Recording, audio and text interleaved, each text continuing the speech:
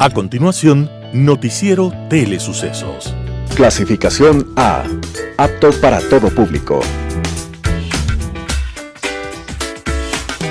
Un noticiero pensado para usted porque se lo merece. Nos acercamos a la realidad desde diferentes perspectivas. Noticiero Telesucesos. Primera parte del Noticiero Telesucesos con las noticias más importantes del día.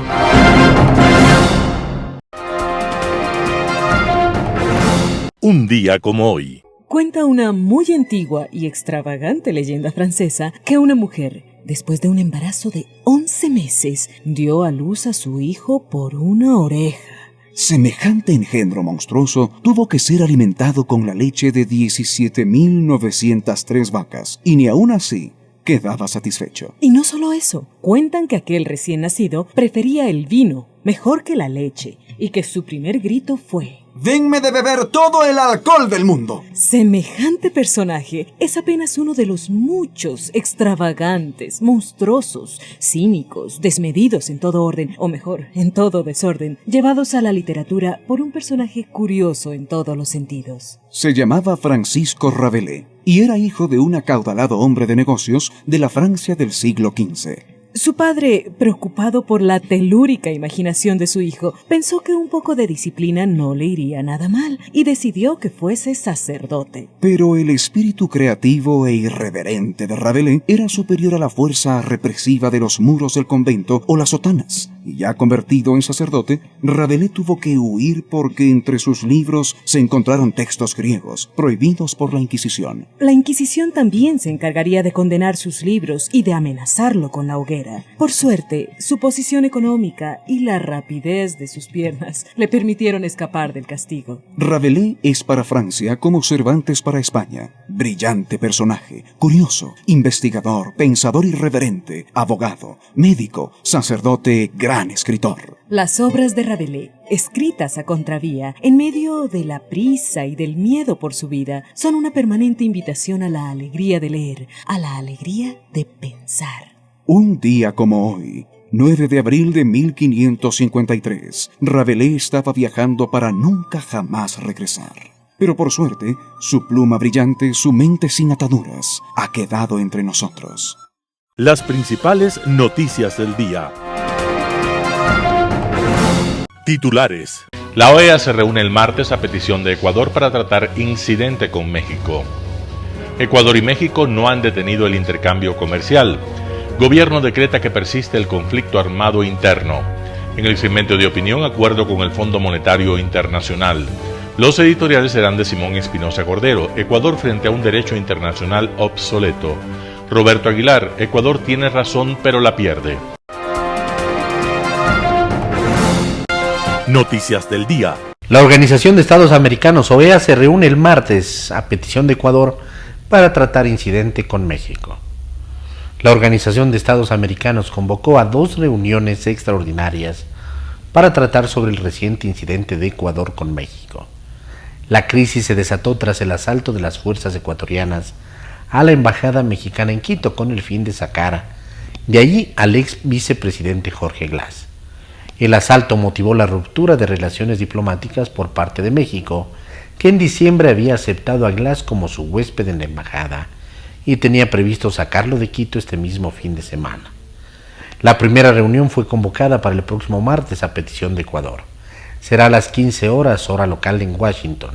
Tendrá como orden del día las normas de las relaciones diplomáticas y de asilo.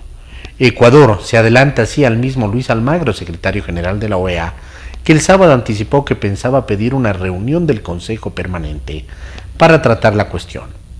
La segunda reunión, solicitada por Colombia y Bolivia, será el miércoles. Abordará la violación de la Convención de Viena sobre relaciones diplomáticas y su vínculo con la figura del asilo, así como las lesiones sufridas por el personal diplomático mexicano en Ecuador, según indica la convocatoria.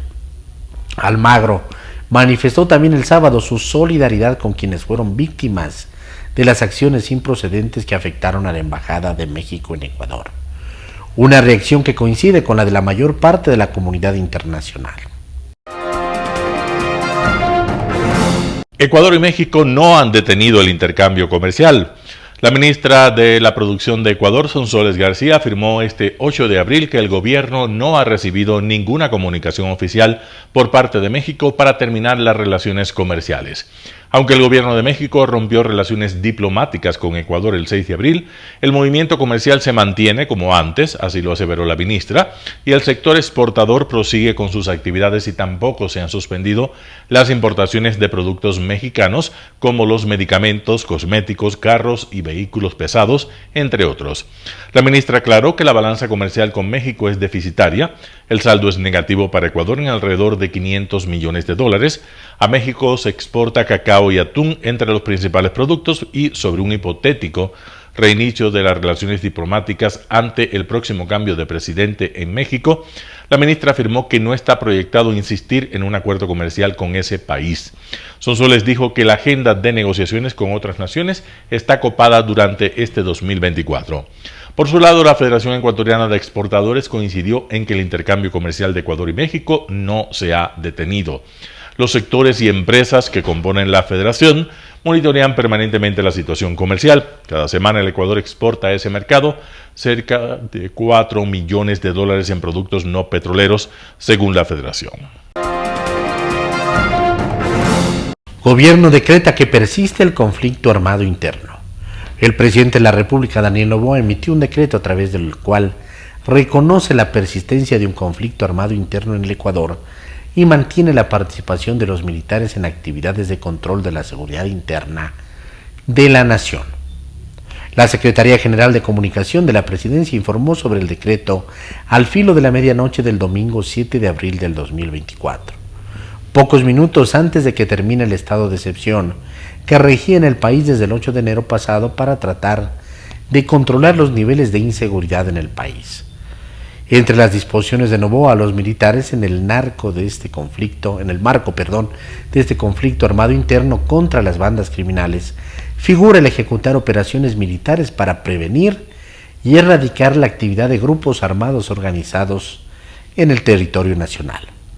A la policía y a las Fuerzas Armadas dispuso continuar con el despliegue operacional y táctico requerido para neutralizar los ataques armados, amenazas o riesgos orquestados por el crimen organizado, grupos armados organizados o terroristas.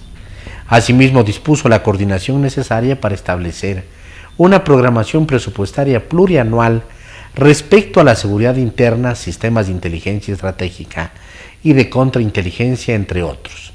Además, Noboa declaró a los centros de privación de libertad como zonas de seguridad, tal como lo hizo ya el pasado 7 de marzo, cuando extendió por 30 días el estado de excepción que comenzó en enero.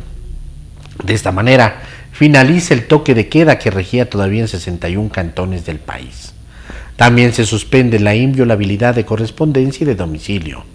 De acuerdo al Ejecutivo, estas decisiones permitirán que el gobierno, con el apoyo de las fuerzas del orden, continúe desplegando acciones prioritarias para velar por la seguridad y el bienestar ciudadano. Entrevista del día. En Radio Sucesos estuvo Mauricio Gándara, ex ministro de Gobierno y ex embajador en Londres, para hablar acerca de la crisis diplomática entre Ecuador y México. Escuchemos lo que dijo. Hay una convención, la de Viena, y la tradición de siglos de que se respetan las embajadas, ¿no es cierto? Son inviolables, dice el artículo 22 de la Convención de Viena. Así que pueden haber todas las explicaciones o cosas, pero el punto que se está discutiendo este rato en el mundo es el empleo de la fuerza y la invasión al local de la Embajada de México. Esto no se ha visto en el mundo, ¿sí? Entonces, ese es el punto, esa imagen que recorre el mundo, en todas las televisoras, en toda la prensa del mundo, invadiendo con la policía, con tanquetas, con cosas, la Embajada de México, la caída del encargado de negocios, etcétera. Eso no lo van a poder justificar nunca. Y lo ha condenado la comunidad internacional unánimemente. La ha condenado el secretario general de las Naciones Unidas, o sea, de todo el mundo. El secretario, el ministro de Relaciones Exteriores de toda la comunidad económica. Lo ha condenado Gran Bretaña, que dicho sea de paso, nunca llegó a usar la fuerza para sacarle a Assange, que era un perseguido de ellos, o se había escapado de la justicia de ellos, ¿sí? La ha condenado los Estados Unidos, amigo del Ecuador cercano, ¿sí? Porque nadie puede justificar que se puedan entrar a la embajada de un país. Todo el mundo está desguarnecido si alguien aprobara eso, pues, ¿no es cierto? Ese es el punto central de la discusión.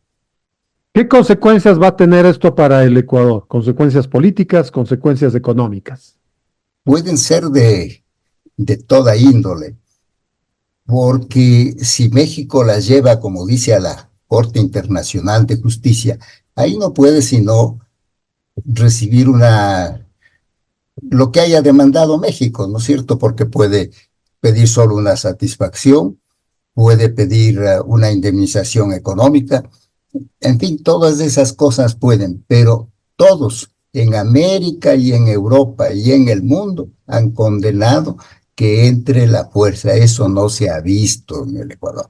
Eso es lo que va a tener que explicar la señora ministra de Relaciones, que se va mañana a una sesión especial sobre esto de la OEA. Así es que allí va a tener que explicar eso.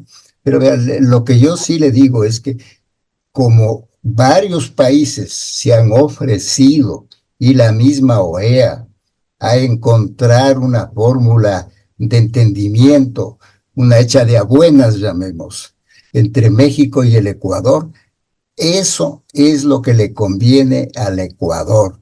La explicación de lo que ha ocurrido con este delincuente del expresidente, vicepresidente del Ecuador, es un punto fundamental, pero lo que se discute este rato es el ingreso por la fuerza, que no se ha visto en ninguna parte, con autorización de gobierno al menos, en lo que ha ocurrido en Quito.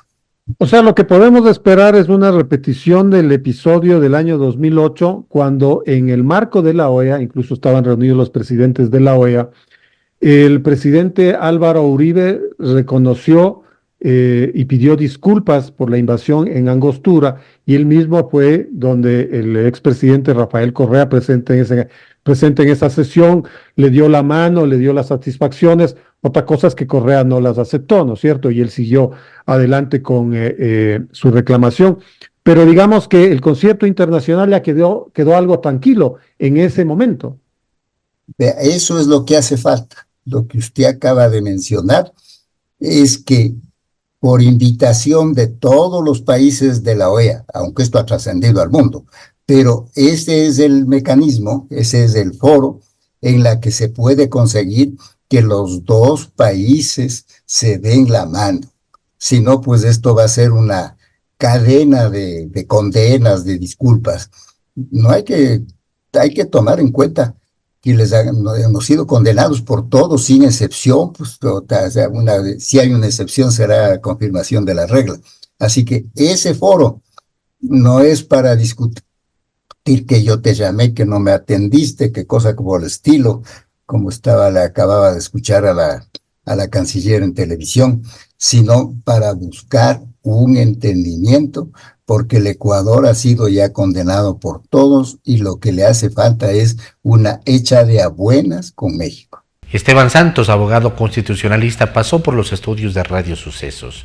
Habló acerca de la reacción internacional por la irrupción en la Embajada de México en Quito.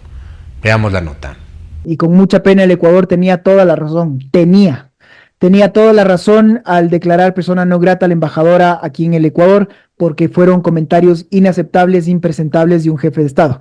No podía, por ejemplo, pasarse por alto que se trate de fascista al presidente o que se diga que está en el cargo gracias a un magnicidio.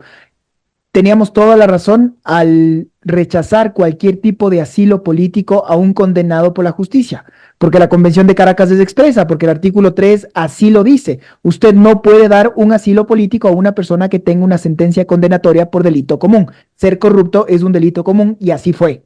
Y teníamos toda la razón, y yo era uno de los más fervientes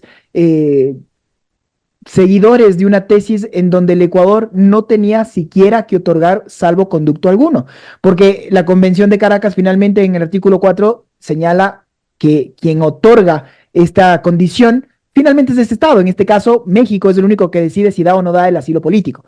Pero ya no hay nada de esta discusión, ya no hay una discusión sobre si es que valía o no valía un salvoconducto, ya no había una discusión sobre si es que las declaraciones del presidente valían el expulsarle a una embajadora aquí en el Ecuador, porque lo único real es que el Ecuador decidió pasarse a la ley por donde puede. Y el artículo 22 de la Convención de Viena, yo me atrevo a decir, Milton, que es uno de los principios más sagrados que tiene el derecho internacional. Viene desde la creación de Naciones Unidas. Nos llevamos mal entre los estados, ¿a dónde nos vamos a pelear en caso de controversias? Pero mantenemos este principio muy claro, la inviolabilidad del suelo diplomático. Y dejamos muy claro que ninguna causal de violación a una norma interna puede justificar este quebrantamiento como lo hizo el Ecuador. Ahora, digamos que se puede decir, México también violó artículos. Esto se va a sopesar. Digamos, mañana hay una reunión de la OEA. La canciller dice que hay que contar la película completa. Lamentablemente, la foto de la que todos estamos hablando, o la imagen de la que todos estamos hablando, es la violencia con la que se ingresó a una sede diplomática. Eso anula cualquier otro tipo de cosa, es decir, un tema político y de imagen muy mal manejado. Lo has dicho perfectamente. El Ecuador, de hecho, esta semana irá a la OEA a dar su explicación. Y el Ecuador, esta semana en la OEA, lo que va a hacer es recibir una condena internacional por el 100% de la comunidad internacional, Milton. No hay un solo país del concierto internacional que esté de nuestro lado. Uno solo. O sea, llegamos al extremo que ahora dictadores sanguinarios como el señor Ortega se jactan de decir que ellos rompen relaciones con el Ecuador. O sea, es que el chiste se cuenta solo. Y que ahora empecemos a decir, no, pero a ver, es que esto pasó en el 81 cuando Fidel Castro, el comunista en Cuba, lo hizo. Pero por Dios, se dan cuenta en dónde nos estamos presentando como país. Y aquí hay un único hecho cierto, porque Milton lo ha dicho de manera brillante. No importa qué televisión usted prenda alrededor del mundo, la imagen que se vio fue al encargado de una misión diplomática empujado en el suelo mientras entraban los policías y sacaban de los pelos a esta persona. Nada más. Todo lo otro que hemos estado conversando queda en un segundo plano. Y entonces a mí me molesta mucho que ahora tengo a un condenado, a una persona que debería estar en la cárcel sin más, que se acaba de poner un membrete grandote de perseguido. Y otra vez le vuelvo a dar discurso. Eso es inaceptable, eso es impresentable, y yo creo que si bien se pudo haber tomado una decisión política de cara a lo que puede ser una consulta popular, yo aquí, Milton, lo único que vengo a decir es la honestidad de la norma académica que nos obliga a decirle a un presidente en el que creemos, en un presidente que queremos que le vaya bien, que lo hizo mal. Y lamento mucho que no haya existido un cuerpo asesor que esté a la altura de la historia y que se haya parado fuerte al comentarle las repercusiones tan groseras que se vendrán ahora para el Ecuador. Y claro, mira cómo también la percepción es diferente. Tú dices un funcionario diplomático que fue empujado. Yo creo que fue un funcionario diplomático que fue contenido. Pero claro, la foto muestra otra cosa y la interpretación está para que todo el mundo vea y dé su punto de vista. Ahora, un presidente que lo hizo muy mal. Ahora, ¿cómo se arregla esto? ¿Hasta cuándo vamos a estar muy mal? Ya va a venir la condena y ya te voy a preguntar sobre qué sanciones va a tener el Ecuador, pero ¿cómo arreglamos esto? Claro, lo primero que hay que entender es que el Ecuador ya no tiene la sartén por el mango. ¿Cómo arreglamos esto? ¿Cómo arreglan los países democráticos? Nos sentamos en un foro y conversamos de solución de controversias. Para eso nace el multilateralismo, para eso estaba la OEA, para eso está la Corte Internacional de Justicia. Si al Ecuador no le gustaba la decisión que tomó México de darle el asilo político y yo no te voy a dar el salvoconducto, bueno, yo, Ecuador, te llevo a la Corte Internacional. Yo, Ecuador, pido la repercusión. Si es que el señor Glass, como se estaba diciendo, no, es que ya el riesgo de fuga era inminente y viene un avión, pero gigantesco, para que no se pueda bajar del carro y del carro se suba al avión, ni en Hollywood. Bueno, llevemos al argumentum reductio ad absurdum. En Impacto Informativo, Mauricio Alarcón, director de la Fundación Ciudadanía y Desarrollo, habló sobre los cambios en la dirección del Consejo de Participación y Control Social. Escuchemos lo que dijo. Lo que sucede en el Consejo de Participación Ciudadana no es nuevo y forma parte de aquello que en otros espacios junto a ti hemos dicho, más de lo mismo. Una institución con problemas, una institución cuyo origen es bastante confuso, que la forma de designación de sus integrantes tiene un fuerte componente político partidista, siempre va a dar este tipo de problemas. ¿Cuántos presidentes hemos tenido durante los últimos periodos? 8. 8, Edgar. Porque te cae mal, porque... ¿Desde el 2019 o desde el 2017? No, imagínate desde el 17, 8. Tienes algunos presos, tienes otros destituidos por juicio político, otros destituidos por votación y puestos sus suplentes. La institución es el problema. Removidos por la Corte Constitucional también, ¿no? Y hemos visto que no importa, insisto, ni el origen ni la forma de si votas o no votas, si es concurso o no concurso. La institución es un problema. Y en estos días hubo quienes dijeron que pues ahí está, que la votación del referendo anterior, que lo que planteaba Guillermo Lasso era la salida. Me permito decir, Edgar, que eso también es equivocado y no hay que, con la memoria cortoplacista que tenemos los ecuatorianos, hacerle juego a ese tipo de discursos. El Consejo de Participación Ciudadana no puede ser eliminado mediante referendo, y lo que se ha propuesto en los últimos procesos de democracia directa, sea mediante consulta o sea mediante el mismo referendo, no es nada de fondo, sino pasar el poder de unas manos a otras. Y la consecuencia es esta, lamentablemente. Solo un proceso constituyente va a poner fin a este engendro que durante casi 16 años ha sido un problema. Solo ha servido para el poder político de turno satisfacer el hambre de designar autoridades y nada más. El vaivén que tú decías de una mayoría para otra es en función simplemente de la coyuntura. Y no te sorprenda que en los próximos meses, a propósito de la cercanía de las elecciones, tanto legislativas como presidenciales, nos debemos algunas otras sorpresas en lo que corresponde a este Consejo. Ahora, el correísmo en especial no se va a quedar con los brazos cruzados y probablemente iniciaría un juicio político a esta nueva mayoría. El problema es que el juicio se pondría a la cola de algunos que ya existen en la Comisión de Fiscalización. Estamos hablando de unos 3 o 4 meses. Y mira, tú tienes en este momento un informe que tiene relación precisamente con el proceso de designación de la primera autoridad de la Contraloría General del Estado, que ya recomienda seguir un juicio político contra todos los miembros del Consejo de Participación. ¿Se llegará a concretar eso? No lo sabemos, pero ¿te imaginas lo que sería? Así pasen los otros procesos, entre pues en espera hasta que le toque su turno. Quizá en 2025 tener una renovación total del Consejo de Participación, producto de un juicio político que nuevamente, por obra de los votos, censure, destituya y reconfigure a la institución. De nuevo, el problema de fondo no ha sido solucionado y esto seguirá siendo el botín político de los partidos y de los movimientos para satisfacer sus ansias de poner autoridades de control.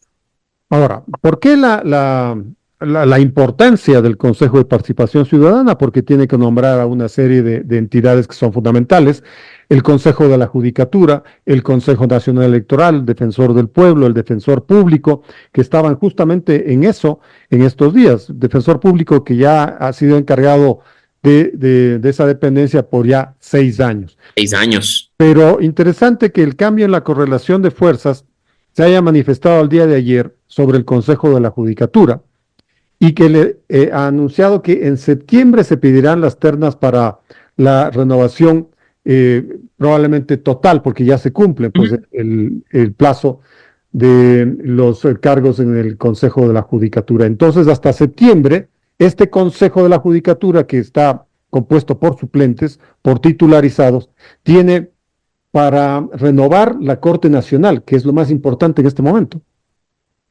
Y creo que hay que estar muy pendientes, porque no solo se trata, como ya se ha dicho, de estas instituciones que están en juego.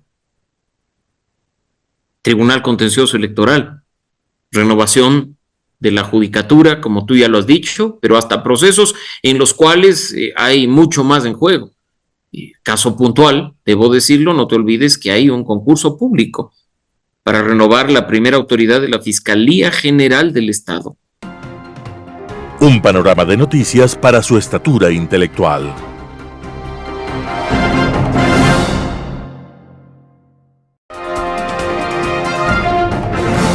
opinión.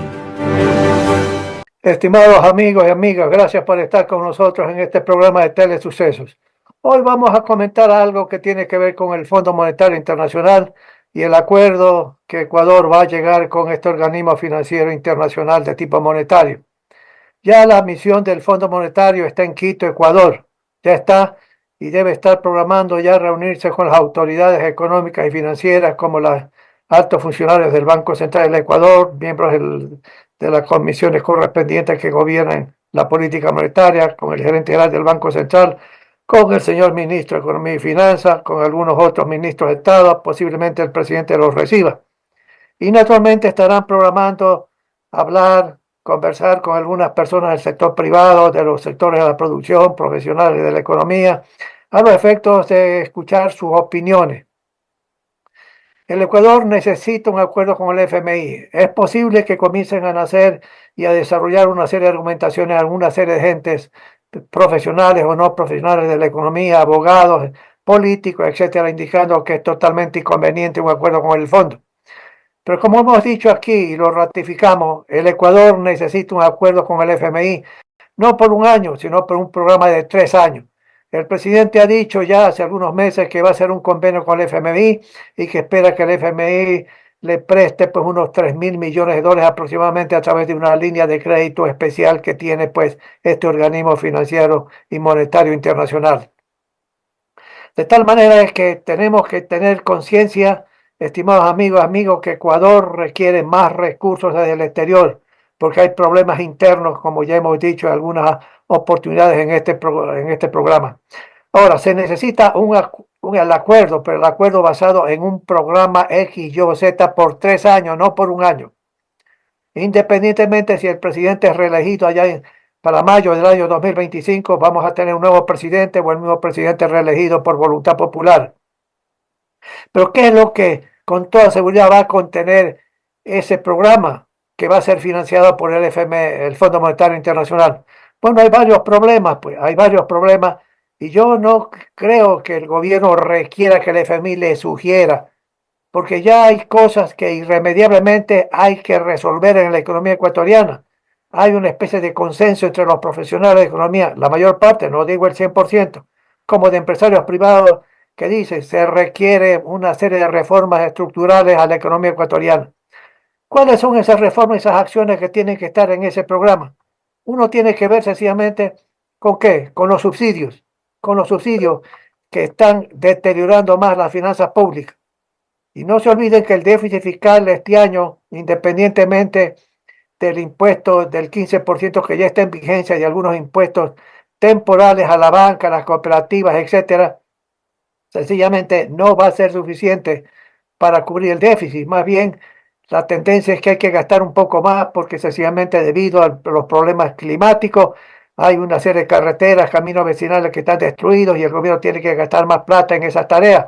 Igual que darle más asignación de recursos a los municipios, consejos provinciales para que hagan una obra y reparen toda una serie de infraestructura física que en muchas ciudades se han destruido, ¿sí? Y eso implica más gastos. Hay más policía, hay más soldados y eso implica más gastos en salario. Eso de ahí sencillamente va a ser de tal naturaleza que los nuevos impuestos con su rendimiento no van a bajar el déficit. El déficit va a estar pues sencillamente como originalmente se programó en cerca más del 4 y pico por ciento del Producto Interno Bruto, es decir, cerca de 5.000 millones de dólares. Y en el programa se tiene que decir, hay que bajar el déficit en 3 años a 0. Pero es necesario algunas acciones para ese propósito. Uno de ellos es pues atacar al tema de los subsidios. Y aquí hay varios subsidios. Pues uno de los subsidios es, por ejemplo, ¿cuál? El de los combustibles. Y eso se viene después del 21 de abril, en que vamos a estar en las urnas votando por la consulta y el referéndum popular. Después de ese 21 tendrá que tomarse la medida por parte del gobierno nacional de aumentar el precio de los combustibles, del diésel y del gas. Independientemente de lo que ha dicho el presidente, hay que aumentar el precio del gas. Es realmente incomprensible el que siga existiendo una irracionalidad en ese tipo de acciones que es el subsidio a los combustibles. Hay que eliminar, señores, preferible esa plata, ponerlo en los sectores sociales como más hospitales, más escuelas, etcétera, pero no en esa forma. No, hemos dicho y nos ratificamos, hay que eliminar el subsidio a los combustibles, inclusive el gas, independientemente de lo que piense el presidente y el gobierno nacional. Pero no solamente ese es el problema que tenemos un problema con el Seguro Social ecuatoriano y se necesita, señores, ponerle orden a todas las finanzas de lo que es el Seguro Social ecuatoriano. Y aquí usted tiene dos grandes temas que tienen que ver con el sistema de salud. Uno, que tiene un déficit enorme y que el gobierno no le paga lo que le deuda y no le paga lo que está pidiendo para cubrir los gastos de salud por parte del Seguro Social ecuatoriano. Pero también hay el sistema de pensiones, que es los jubilados que reciben su plata todos los meses. Ahí también hay un problema serio, por una serie de razones que ya nos hemos permitido explicar. Entonces, en el programa está de que eso tiene que resolverse, tiene que haber acción y tendremos que comprender que hay que aumentar las tasas contributivas para los trabajadores y para los empresarios. Es imposible seguir sosteniendo este sistema de reparto en el Seguro Social y en el sistema de pensiones. Es imposible. Los miembros del Consejo Directivo del Seguro Social saben que si esto sigue así, en año y medio, 2 años, viene una explosión total y eso no se puede permitir. Por lo tanto, el tema del Seguro Social, el tema de la deuda, igual que hacer sostenible financieramente el sistema de pensiones, sencillamente tiene que estar en el programa. Y eso sugerido por el propio gobierno y no por el Fondo Monetario Internacional. Pero aparte de eso, usted tiene un problema, las empresas estatales. La mayor parte de las empresas pierden plata por razones políticas, no por razones económicas. Están mal administradas, mal manejadas. Vea usted Petroecuador, no pierde plata, todavía gana plata, pero hay un exceso de gente que hay que eliminar. Entonces, un problema de las empresas estatales es que hay que reordenarlas totalmente. Hay que despolitizarlas. Hay que eliminar una serie de personas que están de más. Pero también en esta materia, el número de empleados públicos que tiene o que se alimentan de sueldos y del presupuesto general del Estado, ese es excesivo. Hay que eliminar una serie de excesos de personal. No hablo de enfermeras, de enfermeros, de médicos, de profesores, no hablo, sino de empleados administrativos que tienen contratos ocasionales. Entonces hay que eliminar todo eso. Hay que eliminarlo, mis amigos, no hay remedio. Y no son 100, no son 200, no son 300, son muchísimo más. Entonces hay que controlar también el crecimiento de este gasto corriente en esta forma porque es un desperdicio de los recursos públicos. Es preferible eliminar toda esa burocracia en exceso y tener esos ahorros para hacer las inversiones en caminos vecinales, etcétera. Amigos y amigos, esos son algunos de los temas, pero hay otros temas importantísimos que vamos a mencionar en la próxima sesión de la próxima semana. Amigos y amigos, bienvenidos. El acuerdo con el FMI, independientemente que haya opositores a este acuerdo. Bienvenidos. Y esperemos que se firme el acuerdo por 3 años y se tenga unos 3.000 millones de dólares por lo menos del Fondo Monetario Internacional para financiar el propio programa económico del gobierno hacia el futuro. Gracias, amigos y amigos. Nos veremos la próxima semana. Editorial. Ecuador frente a un derecho internacional obsoleto. Simón Espinosa Cordero. La incursión de las fuerzas del orden ecuatorianas ordenada por el presidente Noboa con el fin de capturar a un avesado delincuente que gozó de la protección del Grupo de Puebla a través del sui generis gobernante de México es una gesta histórica. Frente a estos acontecimientos, la senadora de ese país, Lili Telles, ha manifestado: Ecuador no es colonia de México ni las embajadas mexicanas son refugio de criminales. En un momento crucial, Ecuador eligió a un hombre joven como su presidente, con el mandato de sanear la vida nacional del acoso inmisericordia del narcotráfico y del crimen provenientes principalmente del país azteca. Un joven que encarna la contemporaneidad, que ha nacido en una época en la que hay que ser piloto de tormenta para sortear la vida y que se encuentra comprometido con la supervivencia de la patria. Si el espíritu de las leyes es una verdad recogida hace siglos por la filosofía jurídica, y si la ley es una respuesta a la vida, como rezan las doctrinas, la decisión del presidente Noboa es histórica porque el espíritu que animó la normatividad de la Convención de Viena sobre relaciones diplomáticas del 18 de noviembre de 1964 ha perdido buena parte de su vigencia por su inaplicabilidad, y que ya no es una respuesta a la vida de los estados y de sus pueblos porque la dinámica de la historia la rebasó. evidenciando que debe ser repensada para ubicarla en la era de la disrupción tecnológica, de la revolución internautica y de la inteligencia artificial del siglo XXI, que están formulando nuevos modelos sociales y políticos, sobre todo para enfrentar el lamentable aparecimiento de un poder mundial inusitado y brutal que es el crimen internacional organizado, que destroza naciones y convierte las embajadas en guaridas de criminales. Hasta tanto, olvidando los dogmas y relatos antiguos que petrifican la mente y nos hacen antepasados de nosotros mismos, debemos respaldo y lealtad al gobernante que elegimos. Los demás, claro, estarán por el oportunismo mafioso que les mantiene. Simón Espinosa Cordero. Ecuador tiene razón, pero la pierde. Roberto Aguilar, El Expreso. No hay excepciones al principio de inviolabilidad de las misiones diplomáticas codificado en el artículo 22 de la Convención de Viena.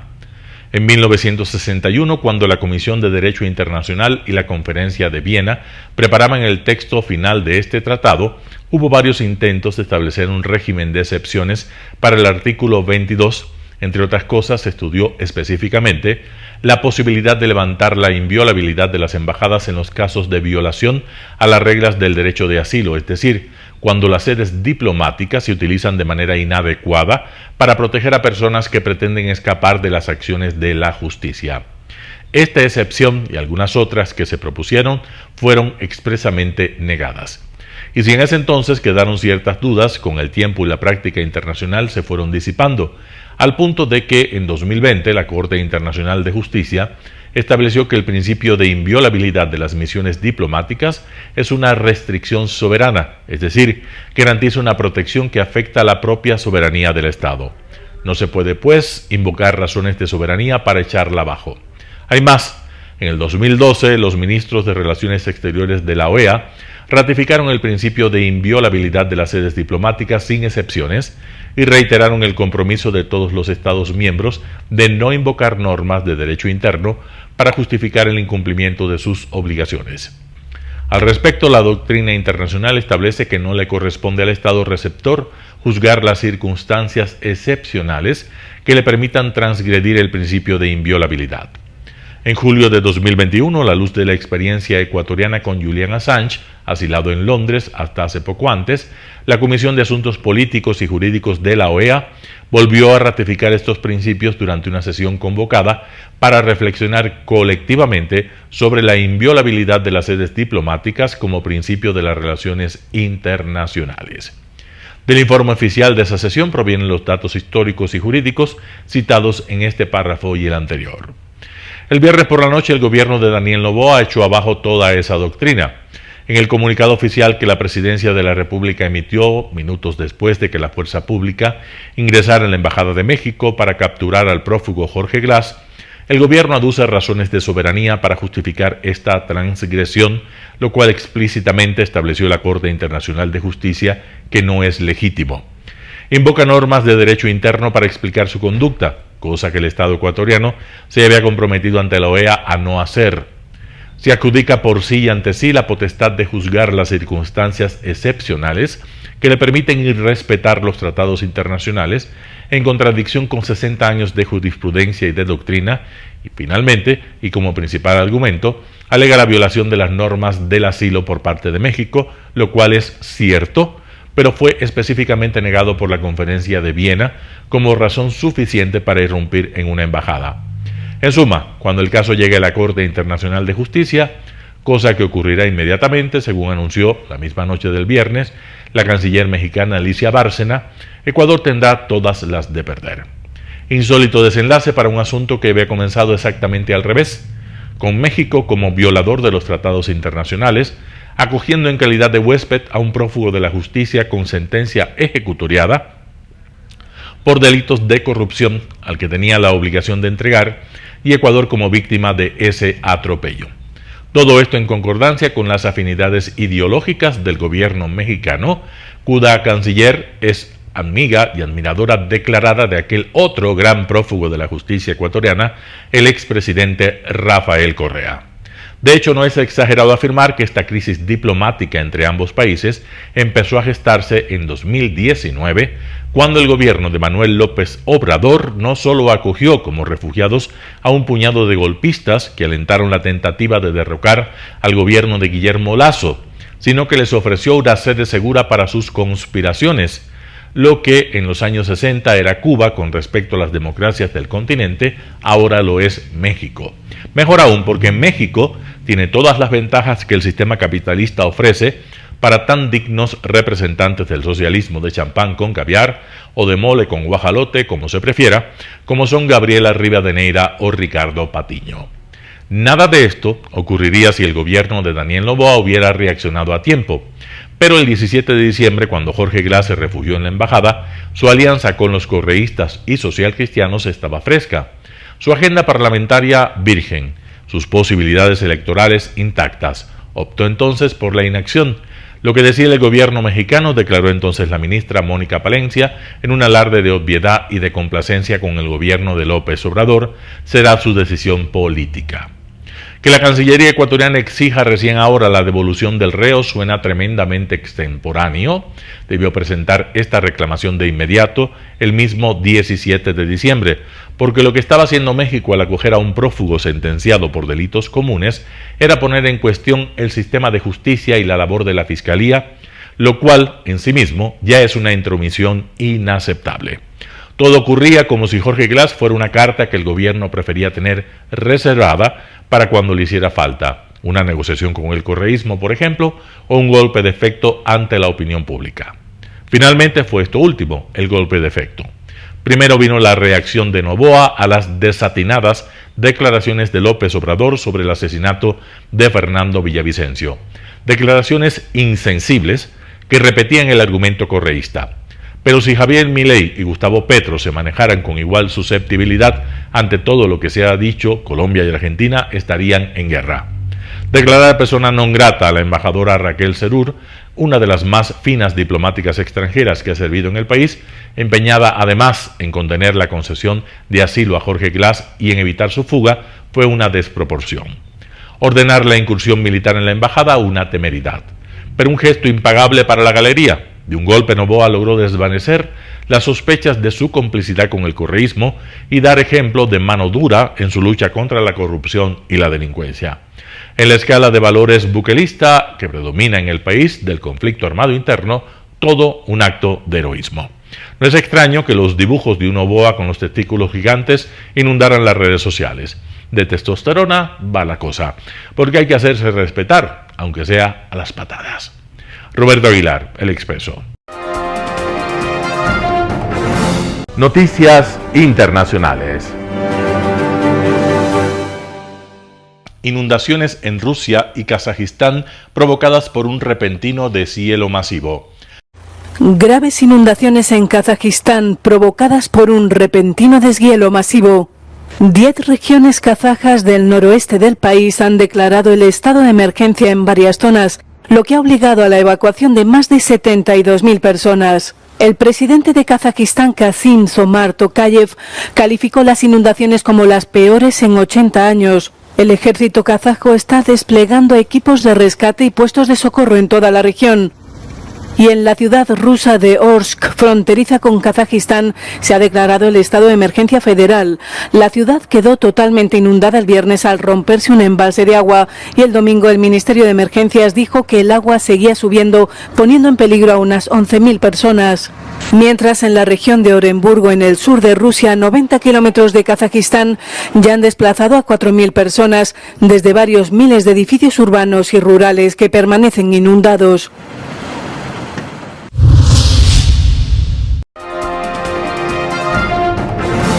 Ucrania niega estar detrás del ataque con drones sobre la central nuclear de Zaporilla. Kiev niega cualquier implicación en un reciente ataque a la central nuclear ucraniana de Zaporilla, controlada por Rusia. La inteligencia ucraniana afirma que podría tratarse de un ataque simulado del lado ruso. El Organismo Internacional de Energía Atómica habla de un incidente grave, aunque dice que los daños no han comprometido la seguridad nuclear. Mientras tanto, el presidente Zelensky sigue pidiendo el desbloqueo de la ayuda de Estados Unidos. Казати конкретно Конгресу. Якщо Конгрес не допоможе Україні, Україна програє війну. і знайти публічний формат цього. Якщо Україна програє війну, будуть атаковані інші держави. І це факт. І ви побачите, найближчими тижнями Росія буде все більше і більше наполегливою і буде втягувати ядерну зброю в це питання. Pero la postura estadounidense dependerá en gran medida del resultado de las próximas presidenciales. El domingo, el Washington Post citó a personas familiarizadas con un posible plan de Trump para ejercer presión sobre Kiev para ceder parte del territorio a Rusia a fin de acabar con la guerra.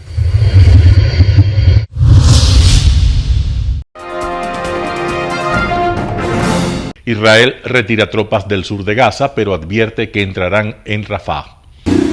La retirada de tropas israelíes de la ciudad de Han Yunis en el sur de la Franja de Gaza no significa el fin de la ofensiva militar de Israel. Su ejército asegura que las fuerzas se están reagrupando mientras se preparan para avanzar hacia la vecina Rafah, que alberga a unos 1,4 millones de personas. Fuentes militares señalan que una fuerza significativa permanece en la franja, incluso en Han Yunis, donde el paisaje es desolador. החמאס הפסיק לתפקד כארגון צבאי ברחבי רצועת עזה. הכוחות יוצאים החוצה ונערכים למשימות ההמשך שלהם. ראינו דוגמאות למשימות כאלה בפעולה בשיפה וגם למשימת ההמשך שלהם במרחב רפיח. Mientras tanto, el domingo se esperaba la reanudación en el Cairo de las negociaciones para lograr un alto el fuego a cambio de la liberación de los rehenes. Una delegación israelí encabezada por el jefe del Mossad se dirigía a la capital egipcia.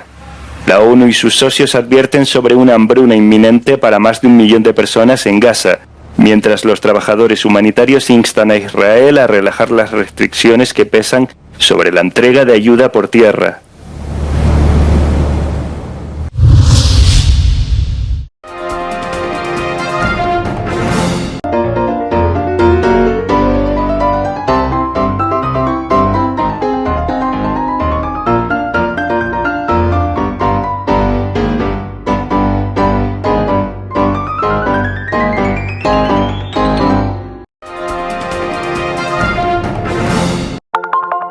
Telesucesos, Canal 29 UHF de la ciudad de Quito. Un canal de televisión abierta. Siempre inédito. Para una audiencia especial. Somos cultura, educación, salud, opinión calificada, normas de vida. Y todas las tardes, de lunes a viernes, desde nuestros estudios en Arena Telesucesos, escenario propio destinado a promover el deporte. En tiempo real.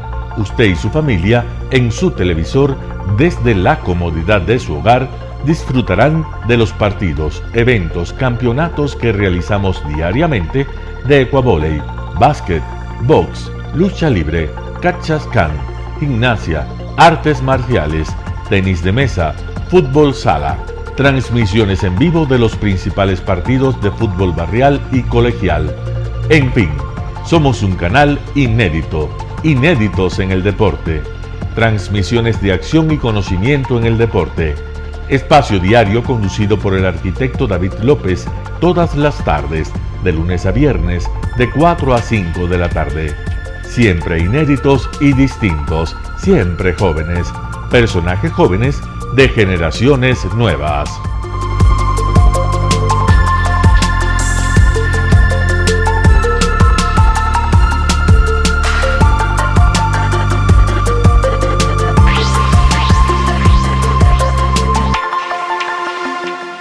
El término arena dejó tiempo atrás de ser sinónimo de muerte.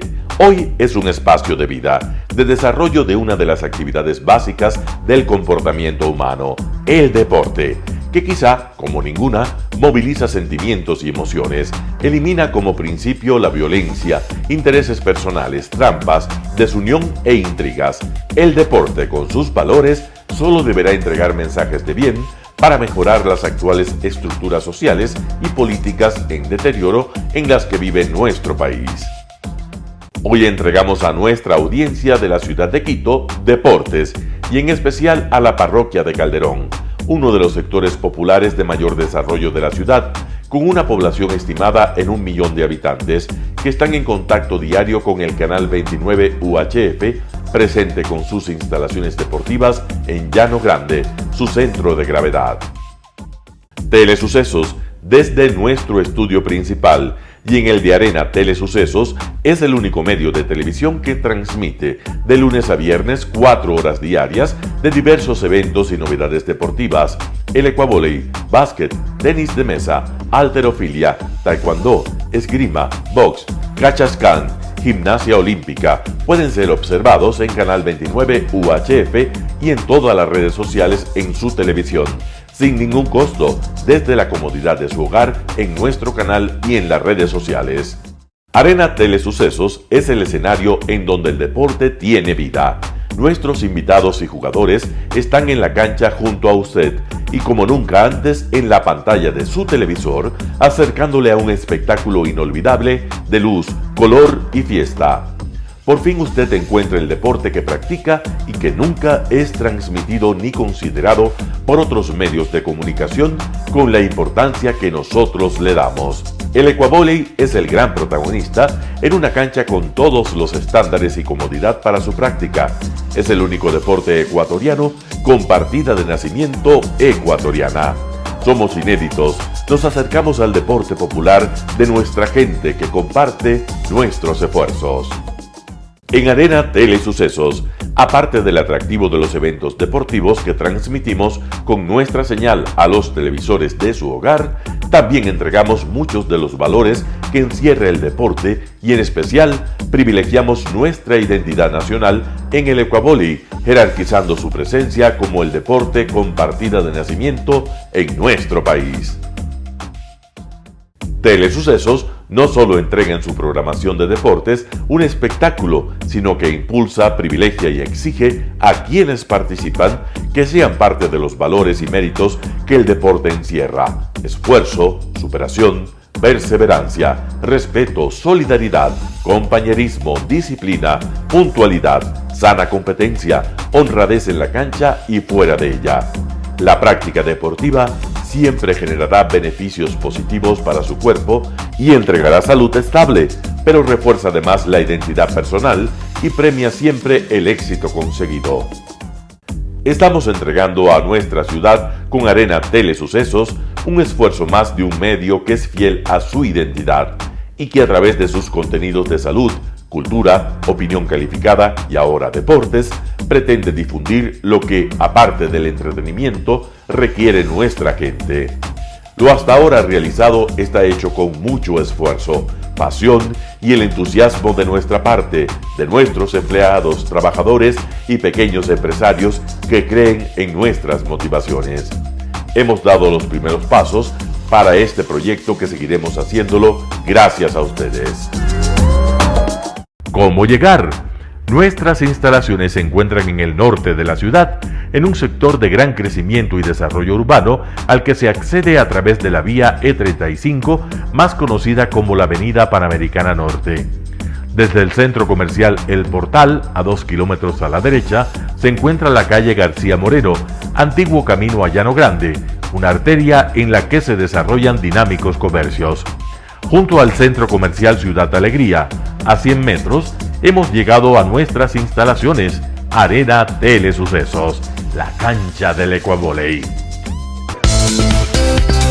Telesucesos, siempre inédito, nuestro canal online a la vanguardia tecnológica, 24 horas de programación continua a través de Internet. Telesucesos Internacional. En el Ecuador y en el mundo, Telesucesos Internacional.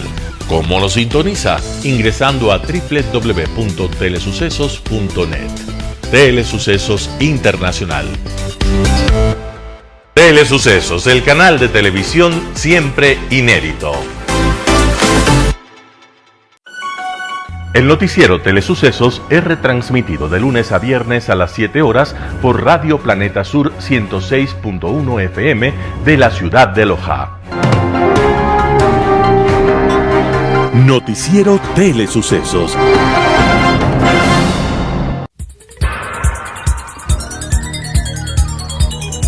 Las opiniones vertidas en este espacio por la producción y dirección del programa son de exclusiva responsabilidad de sus autores y de quienes intervienen en ellos.